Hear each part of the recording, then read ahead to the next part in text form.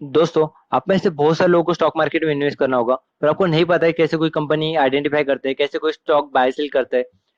और आपको ऐसा लगता है कि अगर कोई कंपनी में आप निवेश करते हो और फ्यूचर में अगर वो कंपनी डूब जाती है तो आपके पूरे पैसे डूब जाएंगे। तो दोस्तों, आज हमने ये वीडियो इन्हीं सभी प्रॉब्लम के ऊपर बनाया गया है, और इन्हीं सभी प्रॉब्लम के हम सोल्यूशन आज इस वीडियो में देखेंगे। और आज मैं आपसे आपके साथ एक शेयर मार्केट की ऐसी टर्म डिस्कस करूंगा जिसके थ्रू आप लो रिस्क में हाई रिटर्न कमा सकते हो। तो हेलो दोस्तों, मार्केट अलर्ट यूट्यूब चैनल में मैं आपका स्वागत करता हूँ। और आज हम एक शेयर मार्केट की टर्म ईटीएफ के बारे में जानेंगे। ईटीएफ क्या होता है और क्यों एक रिटेल इन्वेस्टर को ईटीएफ बाय करना चाहिए। ठीक है। तो सबसे पहले हम जानेंगे कि ईटीएफ मतलब क्या होता है। ईटीएफ मतलब एक्सचेंज ट्रेडेड फंड, मतलब कि एक ऐसा फंड जो एक्सचेंज के ऊपर ट्रेड होता है।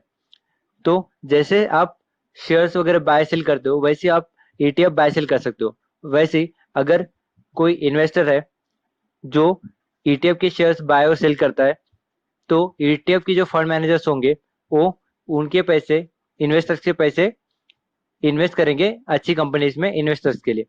ठीक है। तो ये क्यों डिजाइन किया जाता है? ईटीएफ जनरली डिजाइन किया जाता है उन इन्वेस्टर्स के लिए जिन्हें स्टॉक मार्केट के बारे में कुछ भी पता नहीं रहता। उनको स्टॉक मार्केट के स्टॉक्स के बारे में नहीं पता रहता, उनको नहीं पता रहता कौन सी कंपनी अच्छी है, कौन सी कंपनी बुरी है, कौन सा पेनी स्टॉक नहीं पता रहता, उनको कुछ भी नहीं पता रहता स्टॉक मार्केट के बारे में। उनके लिए ये टर्म बनाई गई है ईटीएफ। यहाँ पे जो भी कोई इन्वेस्ट करता है ईटीएफ के अंदर, उसके पैसे सेफ रहते हैं और लो रिस्क में वो अच्छे रिटर्न कमा सकता है। तो ईटीएफ बेसिकली डिजाइन किया गया है इंडिविजुअल्स के लिए। ठीक है। जो इन्वेस्टर के पास मतलब कि कोई एडवाइजर नहीं है, कोई फंड एडवाइजर नहीं है, कोई मतलब कि अच्छा उनको एनालिसिस करना नहीं आता स्टॉक को, उनके लिए ये ईटीएफ बनाया गया है। और उनके लिए भी बनाया गया है जिनको मतलब कि बॉन्ड्स में, किसी को बॉन्ड्स में इन्वेस्ट करना रहता है, किसी को स्टॉक्स में इन्वेस्ट करना रहता है, किसी को करेंसीज, किसी को अगर ऑयल में इन्वेस्ट करना है, किसी को गोल्ड में इन्वेस्ट करना है, तो उन सभी के लिए भी ये ईटीएफ बनाया गया है। तो दोस्तों, ये ईटीएफ की कुछ लिमिटेशन रहती है, कुछ बेनिफिट्स भी रहते हैं। अगर देखा जाए तो इसके सबसे ज्यादा आपको बेनिफिट्स दिखेंगे। सबसे पहला अगर बेनिफिट्स की बात करें हम, तो ये लो कॉस्ट है। लो कॉस्ट मतलब ये एक्चुअली एक किसी किसी ना किसी इंडेक्स को फॉलो करता है। ठीक है। तो अगर हम मान ले कि ये ईटीएफ है जो निफ्टी को फॉलो करता है, तो अगर निफ्टी आपका 10,000 12,000 का है, तो आपको ये ईटीएफ 100 रुपए या 110 रुपए, 120 रुपए तक मिल जाएगा। मतलब कि ये बहुत कम कॉस्ट में, मतलब कि आपको निफ्टी का एक पार्ट इजीली आपको मिल जाएगा। और ये जो ईटीएफ रहेगा, ये पूरा निफ्टी को फॉलो करेगा। हम इसके बारे में आगे बात कर रहे हैं। तो ये लो कॉस्ट होता है। ठीक है। ये लिक्विड भी होता है। लिक्विड मतलब कि क्या, कि बहुत सारे लोग यहाँ पे ईटीएफ बाय सेल करते हैं, क्योंकि बहुत सारे लोग निफ्टी में इन्वेस्ट करना चाहते हैं। तो ये इजीली आप नहीं, क्या मतलब कि कभी भी अगर आपको सेल करना है, कभी भी आपको बाय करना है, तो आप इजीली कभी भी बाय बाय सेल कर सकते हो। ठीक है। ट्रांसपेरेंट मतलब कि जैसे स्टॉक्स और शेयर्स बढ़ते हैं, कम होते हैं, तो आपको दिखता है कि मतलब कि वो बढ़ रहे हैं, गिर रहे हैं, है ना। तो वैसे ही आप ईटीएफ की प्राइसेस देख सकते हो कि ये बढ़ रही है, गिर रही है ना। आपको बेचना है, सेल करना है, आप इजीली ये सब चीजें देख सकते हो, कर सकते हो। यहाँ पे कोई भी फंड मैनेजर का प्रॉब्लम, एरर प्रॉब्लम वगैरह नहीं रहता। मतलब कि ये एक्चुअली फंड मैनेजर का यहाँ पे कोई काम नहीं रहता उतना ज्यादा। इसलिए यहाँ पे फंड मैनेजर का एरर बहुत कम रहता। यहाँ पे इफिशिएंट मार्केट हाइपोथेसिस मतलब कि मान लो कि आप एक फंड मैनेजर के पास जाते हो पैसे इन्वेस्ट करने के लिए, और वो आपके पैसे इन्वेस्ट करता है कंपनीज में। वो आपको एक बार, दो बार, तीन बार इंडेक्स से ज्यादा रिटर्न दे सकता है। अगर आपका ये इंडेक्स 10%, 20% रिटर्न दे रहा है एनुअली एक साल में, और आपका जो फंड मैनेजर है आपको एक साल में 25%, 30% का रिटर्न दे रहा, तो वो इंडेक्स को बीट कर रहा, इंडेक्स को आउट परफॉर्म कर रहा। तो एक या दो या तीन बार नहीं, क्या मतलब as per according to efficient market hypothesis, वो एक दो या तीन बार नहीं, क्या मतलब कि मार्केट को आउट परफॉर्म कर सकेगा, पर उससे ज्यादा नहीं। तो ये जो ईटीएफ होता है, आप अगर ईटीएफ बाय करते हो, आप इंडेक्स से कम भी नहीं और इंडेक्स से ज्यादा भी नहीं, आप ईटीएफ के साथ में रिटर्न कमा सकते हो। इसलिए यहाँ पे इसका बेनिफिट है हमको। और सामने अगर आप बात किए, तो ये डाइवर्स प्रोडक्ट है। डाइवर्स प्रोडक्ट मतलब कि अगर हम निफ्टी को ही देख लेते हैं, तो निफ्टी में 50 कंपनीज है, 50 कंपनीज है। और 50 कंपनीज 17 अलग अलग सेक्टर्स में 17 अलग अलग सेक्टर्स की है।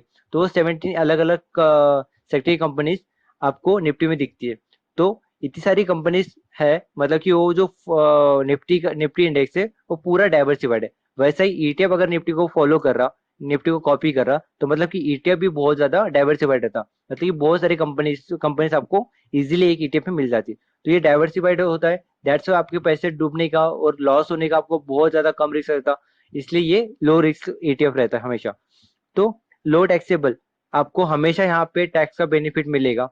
और आपको कहीं कोई कोई ब्रोकरेजेस जो रहेंगे, आपको ब्रोकरेज इस पे जीरो लग सकता है कि अगर कोई कोई जो ब्रोकर फर्म रहती, यहाँ पे ईटीएफ के ऊपर ब्रोकरेज नहीं लगाती, टैक्स का बेनिफिट तो आपको मिलेगा।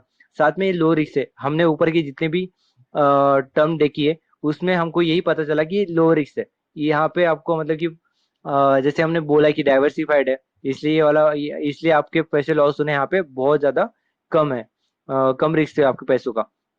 वैसे अगर लिमिटेशन की बात करें तो ये अंडर परफॉर्म करता। तो हमने जैसे कहा कि ये एक इंडेक्स को फॉलो करता है, जैसे निफ्टी को अगर फॉलो करेगा तो ये निफ्टी के साथ चलेगा, निफ्टी निफ्टी जितना रिटर्न देगा उतना ही रिटर्न देगा या उससे कम देगा, मतलब कि अंडर परफॉर्म करेगा निफ्टी के। ठीक है।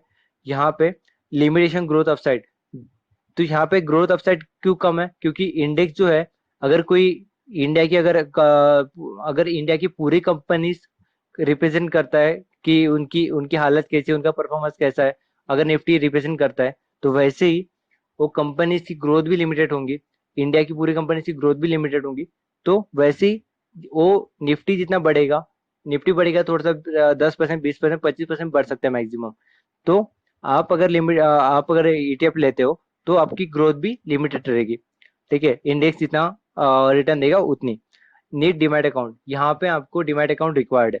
ठीक है, डिमैट अकाउंट आपको चाहिए क्योंकि आप बाय सेल करोगे अपने मर्जी से, वहाँ पे इजीली आप बाय सेल कर सकते हो, इसलिए आपको डिमैट अकाउंट होना चाहिए। स्मॉल ट्रैकिंग एरर, इसके बारे में हम बात करेंगे नेक्स्ट इसमें। स्मॉल ट्रैकिंग एरर मतलब कैसा, तो यहाँ पे मैंने आपके पास दो दो विंडो लगाई, एक निफ्टी 20 की है और दूसरी निफ्टी 50 इंडेक्स की है। निफ्टी 20 ये निपॉन इंडिया म्यूचुअल फंड का ईटीएफ है।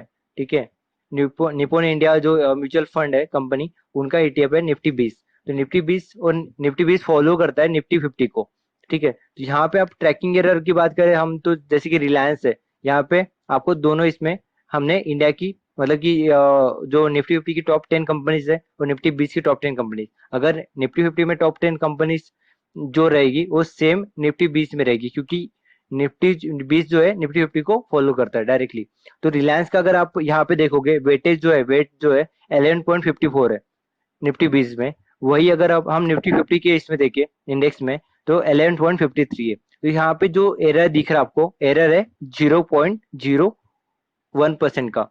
तो जो पॉइंट का आपको एरर दिख रहा है उसको बोलते हैं ट्रैकिंग एरर। कोई भी अगर इंडेक्स किसी को फॉलो कर रहा, किसी दूसरे इंडेक्स को फॉलो कर रहा, तो वहां पे माइनर सा आपको एरर दिखेगा, तो उसको बोलते हैं ट्रैकिंग एरर। वैसे हम अगर डायरेक्टली 5 नंबर के आईसीआईसीआई बैंक के बारे में बात करें, आईसीआईसीआई बैंक में यहाँ पे वेटेज दिया है 5.99 निफ्टी 20 में, और निफ्टी 50 इंडेक्स में भी वेटेज दिया है 5.99, मतलब कि यहाँ पे आपको सेम दिख रहा, तो यहाँ पे कोई एरर नहीं है। तो कुछ कुछ कंपनीज में आपको एरर दिखेगा यहाँ पे।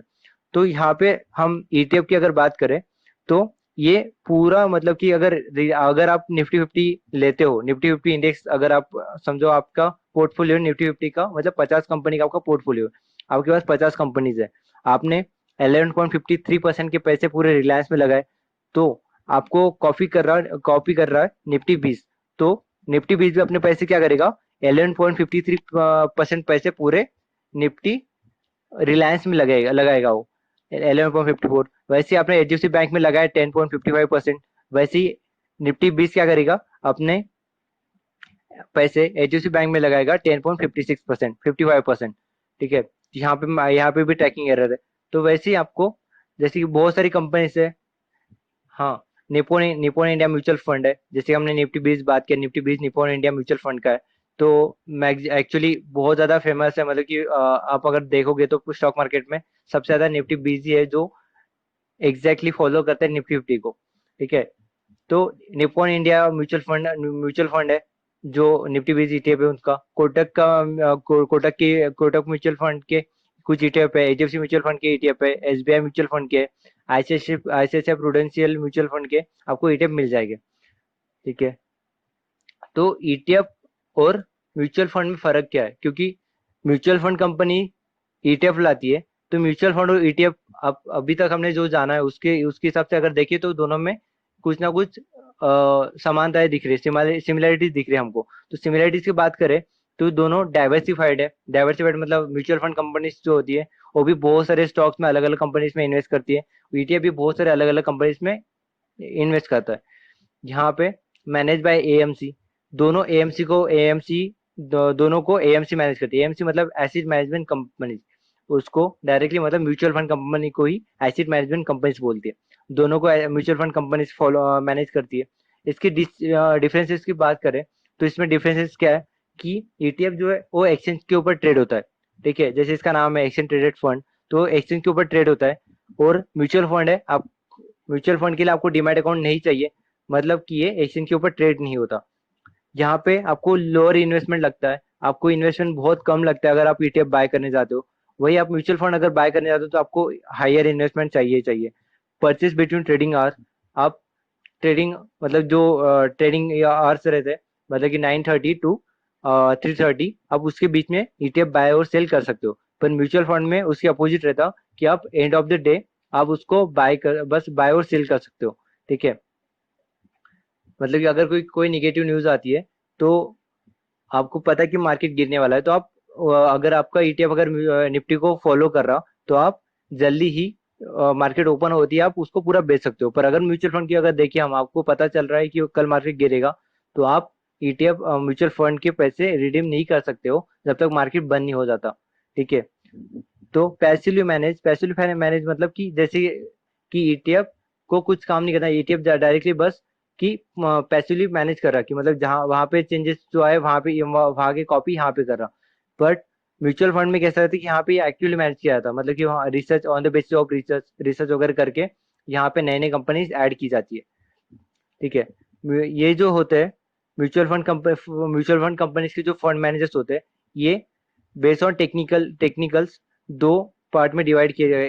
दो दो टाइप के ये होते हैं फंड मैनेजर्स, एक पैसिव फंड मैनेजर, दूसरा active fund manager. Passive fund manager और एक्टिव फंड मैनेजर का डिफरेंस हम जानेंगे यहाँ पे। तो पहले बात, पैसिव फंड मैनेजर ईटीएफ जो हमारे ईटीएफ जो संभालते हैं वो पैसिव फंड मैनेजर देखते हैं, और म्यूचुअल फंड जो देखते हैं वो एक्टिव फंड मैनेजर देखते हैं। तो पैसिव फंड मैनेजर और एक्टिव फंड मैनेजर का अगर डिफरेंस देखें तो passive fund manager passively follow और manage benchmark of that ETF index. तो वो जो ईटीएफ है जिस इंडेक्स को अगर वो इंडेक्स को मतलब कि निफ्टी को फॉलो कर रहा, तो निफ्टी को पैसिवली पूरा फैले फॉलो करेगा वो, और वैसे ही मैनेज करेगा अपना ईटीएफ को। अगर वो निफ्टी बैंक को अगर फॉलो कर रहा है तो निफ्टी बैंक की तरह नहीं, क्या मतलब कि पूरा वो वहां पे चेंजेस आएगी वो यहाँ पे चेंजेस करेगा। वैसे ही अगर एक्टिवली फंड मैनेजर का अगर बात करें तो actively manage fund based on research with team. जो उनकी टीम मिलके जो एक्टिव फंड मैनेजर की जो टीम रहती है वो टीम मिलके जो रिसर्च करेगी, कौन सा स्टॉक लेना है, कौन सा स्टॉक नहीं लेना है, कौन सा स्टॉक अच्छा है, कौन सा बुरा है, उनके बेसिस पे वो कोई भी स्टॉक ऐड करेंगे। ठीक है, तो यहाँ पे एनुअल चार्जेस अगर देखें दोनों के, तो यहाँ पे ईटीएफ के एनुअल चार्जेस है 0.02% टू 0.1% अप्रोक्स। ठीक है, आप जितने भी इन्वेस्ट करते हो। और एक्टिव फंड मैनेजर्स के जो चार्जेस है 2% टू 3%। यहाँ पे अगर ईटीएफ की बात करें, ईटीएफ में जो एडवर्टाइजमेंट चार्जेस वगैरह भी लगते हैं, मतलब कि अगर कोई ईटीएफ मार्केट में आता है, जैसे कि लास्ट टाइम आया था आईसीआईसीआई B22 का ईटीएफ आया था, भारत बॉन्ड का ईटीएफ आया था। तो ये ईटीएफ की जो एडवर्टाइजमेंट होती है टीवी के ऊपर, उसका उसके भी चार्जेस इसके अंदर रहते हैं। तो म्यूचुअल फंड के अंदर देखे तो मतलब म्यूचुअल फंड के 2% टू 3% नहीं, क्या फंड मैनेज करने के अप्रोक्स चार्जेस रहते हैं। अगर इनको चार्जेस को अगर कैलकुलेट करें हम, तो यहाँ पे इन्वेस्टमेंट अगर आपका 10,000 रुपीज पर मंथ रहा, अगर आप एसआईपी करते हो 10,000 की, तो एक साल में आपकी इन्वेस्टमेंट हो जाएगी 1,20,000 रुपए। तो अगर 0.02% अगर आपको चार्ज लग रहा है, तो आपका आपका आपको ईयरली चार्ज लग रहा है 24 रुपीज पर ईयर लग रहा है। वही आपका अगर चार्जेस हो गया 0.1%, कोई कोई जो ईटीएफ वाले होते हैं उनके चार्जेस ज्यादा होते हैं, तो आपका जो ये हो जाएगा चार्ज लगे आपको आपके ऊपर 120 रुपए पर ईयर। वैसे ही अगर म्यूचुअल फंड की बात करें तो म्यूचुअल फंड में अगर आप सेम देखें, हमने 10,000 की आपने एसआईपी की, आपके इन्वेस्टमेंट होगी 1,20,000 रुपीज। और आपको अगर आपके ऊपर अगर 2% का अगर हम चार्जेस देखें तो 2% के चार्जेस देखे तो 2,400 रुपीज पर ईयर आपको चार्जेस लग जाएगा। और 3% का देखे तो 3,600 आपको पर ईयर चार्जेस लगेगा। तो यहाँ पे चार्जेस आपको ज्यादा दिख रहे हैं म्यूचुअल फंड के, ईटीएफ के चार्जेस आपको कम दिख रहे हैं। ठीक है। बट दोनों का काम है कि मतलब कि डाइवर्सिफाइड इंडेक्स में या डाइवर्सिफाइड स्टॉक्स में इन्वेस्ट करना। ठीक है। एक साथ में अगर आप कोई म्यूचुअल फंड लेते हो तो एक साथ में बहुत सारे कंपनीज में इन्वेस्ट करता है। ईटीएफ का देखे तो एक साथ बहुत सारे कंपनीज में इन्वेस्ट करता है। बट यहाँ पे अगर हम एक चीज जाने तो ईटीएफ जो होता है जैसे कि इंडेक्स को अगर फॉलो करता है, इंडेक्स को फॉलो करता है, यहाँ पे हम हमारे लॉस होने का प्रॉब्लम बहुत कम होता है। क्योंकि इंडेक्स में हर साल दो कंपनी चेंजेस होती है, दो कंपनी चेंज होती है इंडेक्स में हर साल। जो भी कंपनी परफॉर्म नहीं करती अच्छी उनको निकाला जाता है इंडेक्स से, और जो कंपनी अच्छी है उनको ऐड किया जाता। तो हमारा जो पैसिव फंड मैनेजर है ईटीएफ में क्या करेगा, वो अगर निफ्टी में जो दो कंपनी खराब वाली निकाली, वैसे ही वो भी अपने ईटीएफ में से दो खराब कंपनी निकालेगा और दो कंपनी ऐड करेगा जो निफ्टी ने ऐड किया। ठीक है। तो आपको अगर नहीं, क्या बहुत सारे टाइप के ईटीएफ होते हैं, आपको अगर निफ्टी को लेना है तो आप निफ्टी 20 ले सकते हो। ठीक है। अगर आपको बैंक बैंक का सेक्टर लेना है तो आप बैंक 20 ले सकते हो। अगर आपको इंफ्रास्ट्रक्चर में इन्वेस्ट करना है तो आप इंफ्रा 20 ले सकते हो। वैसे ही जूनियर 20 होता है, गोल्ड 20, अगर आप गोल्ड में इन्वेस्ट करना है तो गोल्ड 20 होता है। अगर आप आईसीआईसीआई B22, जैसे मैंने बोला अभी, आईसीआईसीआई B22, इसमें 19 पीएसयू कंपनीज है। पीएसयू मतलब कि पब्लिक सेक्टर अंडरटेकिंग कंपनीज, मतलब गवर्नमेंट की कंपनीज। तो 20 इसमें 19 गवर्नमेंट की कंपनीज है, वो 3 कंपनीज है प्राइवेट की 3 कंपनीज, मतलब कि इसमें है L&T है। L&T इंडिया की सबसे बड़ी कंस्ट्रक्शन कंपनी है। सेकंड इसमें आईटीसी है। और थर्ड कंपनी एक्सिस बैंक है। तो इन इन 3 कंपनीज का वेटेज इसमें 31% का है, और रिमेनिंग कंपनीज का वेटेज है 69% का वेटेज दिया है इन्होंने पीएसयू कंपनीज, मतलब जो भी गवर्नमेंट की कंपनी है, आईसीआईसीआई B22। तो कोटक सेंसेक्स ईटीएफ, मतलब कि अगर आप सेंसेक्स का ये लेना चाहते हो, सेंसेक्स का इंडेक्स लेना चाहते हो तो कोटक सेंसेक्स ईटीएफ है। सीपीएससी ईटीएफ है। टॉप सभी आपको पीएसयू कंपनी मिल जाएगी सीपीएससी ईटीएफ में। Motilal Oswal Nasdaq 100 ETF. तो ये नेस्डैक जो है, ये अमेरिका यूएस का ये इंडेक्स है, उसको फॉलो करता है मोतीलाल ओसवाल नेस्डैक 100 ईटीएफ। तो नेस्डैक ईटीएफ की अगर बात करें, हम नेस्डैक की जो इंडेक्स की बात कर रहे हैं, तो वहाँ पे इंडिया की सबसे बड़ी बड़ी टेक्नोलॉजी कंपनी लिस्टेड है। जैसे कि माइक्रोसॉफ्ट, फेसबुक, अमेजोन वगैरह, ऐसी बड़ी बड़ी टेक्नोलॉजी कंपनी उसमें नेस्डैक में इन्वेस्ट है। तो अगर आपको टेक्नोलॉजीज में इन्वेस्ट करना है तो आप नेस्डैक का ईटीएफ ले सकते हो।